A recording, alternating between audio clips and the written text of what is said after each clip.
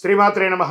సద్గురు జ్యోతిష్యాలయం వారి యొక్క విశ్వావసునామ సంవత్సర 2025 మార్చి 29 నుండి మొదలు పెడితే మళ్ళీ 2026 మార్చి 28 వరకు వచ్చే ఈ తెలుగు నూతన సంవత్సరంలో వచ్చినటువంటి సంవత్సర రాశి ఫలితాలని మనం ఇప్పుడు తెలుసుకోబోతున్నాం.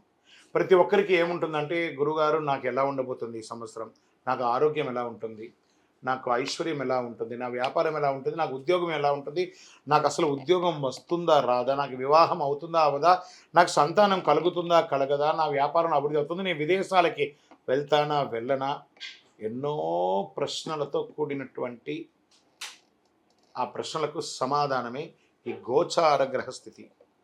ఇందులో మళ్ళీ చెప్తున్నాను, గోచార గ్రహస్థితి మీ యొక్క వ్యక్తిగత జాతకానికి ఒక 30 నుంచి 40% మాత్రమే వర్తిస్తుంది. మీరు పుట్టినటువంటి ఆ లగ్నం, మీ యొక్క టైం ప్రకారం ఒక లగ్నం ఉంటుంది, మీ నక్షత్రం ఉంటుంది, మీ పాదం ఉంటుంది, దాని ప్రకారంగానే సంపూర్ణ జాతకాన్ని తెలుసుకోవడం కుదురుతుంది. నేను చెప్పే ఈ గోచార ఫలితాన్ని కొంతవరకు తీసుకోండి. తర్వాత మీ యొక్క వ్యక్తిగత జాతకాన్ని మీ పరిసర ప్రాంతాల్లో ఉన్నటువంటి గురువులను సంప్రదించండి. గురుగారు నాకు ఈ సంవత్సరం ఎలా ఉంది, నాకు జాతకం చెప్పండి, వారి దగ్గర అవసరమైతేనే తెలుసుకోండి. మళ్ళీ చెప్తున్నాను, ప్రతి ఎపిసోడ్లో నేను చెప్తూ ఉంటాను, జాతకం పడుతున్న వర్షానికి ఒక గొడుగు మాత్రమే, కానీ జాతకం జీవితం కాదు. మీరు మిమ్మల్ని నమ్మండి, మీ ఇష్టదైవాన్ని నమ్మండి, మీ కులదైవాన్ని నమ్మండి, మీ జీవితం బాగా ఉంటుంది. మరి లేదు గురుగారు, మేము మీ దగ్గర తెలుసుకోవాలనుకుంటున్నామని చాలామందికి ఉంటుంది కదా. మా దగ్గర తెలుసుకోవాలనుకుంటే కింద కనబడుతున్న మా నెంబర్కి మీ పేరు, date of birth, time of birth, place of birth WhatsApp చేయండి, కాల్ చేయకండి. అది చూసిన తర్వాత మా అడ్మిన్స్ మీకు రిప్లై ఇస్తారు. విజయోస్తు. మీనరాశి మిత్రులారా, పూర్వాభాద్ర నక్షత్రం 4వ పాదం, ఉత్తరాభాద్ర నక్షత్రం మరియు రేవతి నక్షత్రానికి చెందిన మీరు మీనరాశి వారిగా పరిగణించబడుతున్నారు. ఈ యొక్క విశ్వావసునామ సంవత్సరం శుభాశుభ ఫలితాలు ఎలా ఉన్నాయి? ఈ సంవత్సరం శని వ్యయ జన్మ, అంటే ద్వితీయంలోకి వచ్చాడు. శని భగవానుడు జన్మ నుంచి ద్వితీయంలోకి వచ్చాడు. జాగ్రత్తగా ఉండాలి. సంచరిస్తున్న కాలం మిక్కిలి శ్రమకారకమైనటువంటి కాలం.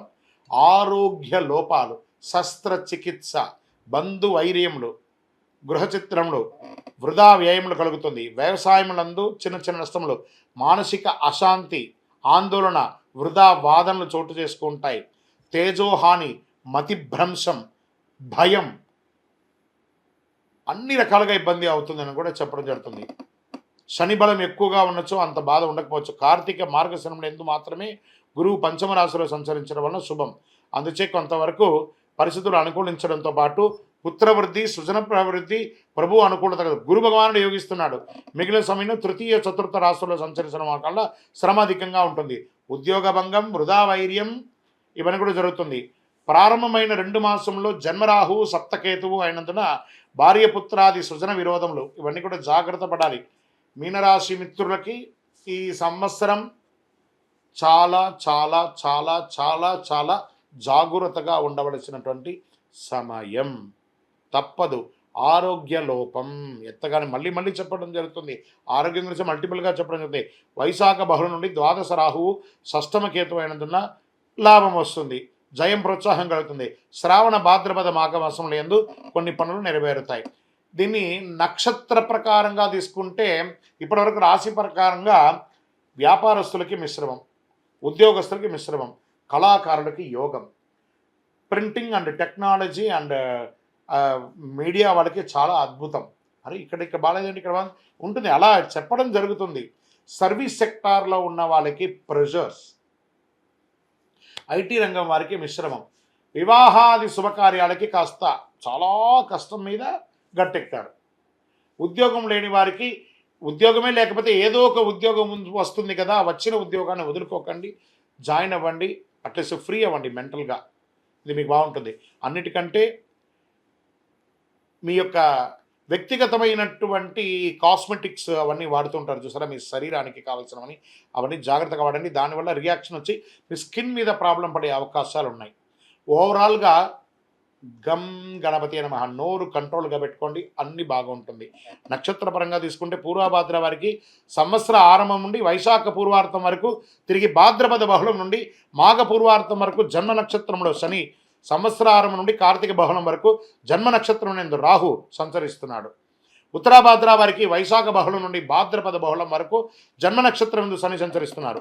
రేవతి వారికి మార్గశిర శుక్లం నుండి సంవత్సరాంతం వరకు నైదన తార యందు కేతువు సంచరిస్తున్నారు. సంవత్సర ఆరంభం నుండి ఆషాఢ బహుళం వరకు కేతు మేధ కలదు. ఈ సంవత్సరం మీరు శని గురువులకు శాంతులు చేసుకోవాలి, తప్పదు. మీ లక్కీ నంబర్ 8 మరియు 9 అనిగా చెప్పడం జరుగుతుంది. మీ వయస్సు ఎంత ఉందో అన్ని దీపాలను ప్రతి శనివారం అవకాశం ఉంటే ఒక 19 శనివారాలు మీ వయసుకు తగ్గట్టుగా అన్ని వయసులో నువ్వుల నూనెతో దీపం వెలిగించండి. మీ ఇష్టదైవ ప్రార్థన, కులదైవ ప్రార్థన చేయండి. బ్లూ కలర్ ఎక్కువ వాడండి, గ్రీన్ కలర్ ఎక్కువ వాడండి. అవసరం. ఒక పేదవాళ్ళకి ఒక చెప్పులు దానం ఇవ్వండి, 9 అనే సంఖ్య. మంచినీళ్ళు ఏర్పాటు చేయండి, మజ్జిగ ఇవ్వండి, పానకం ఇవ్వండి. ఇవన్నీ కూడా చాలా మంచిది అన్నమాట. ఈ యొక్క సమయంలో మీనరాశి మిత్రులారా, మీరు బాగా ఉండాలని నేను మనస్ఫూర్తిగా కోరుకుంటున్నాను. ఏది ఉన్న ధైర్యం ఉంటుంది. భగవంతుడు కొంచెం ఇబ్బంది పెడతాడు కానీ వదిలేయడం మనల్ని.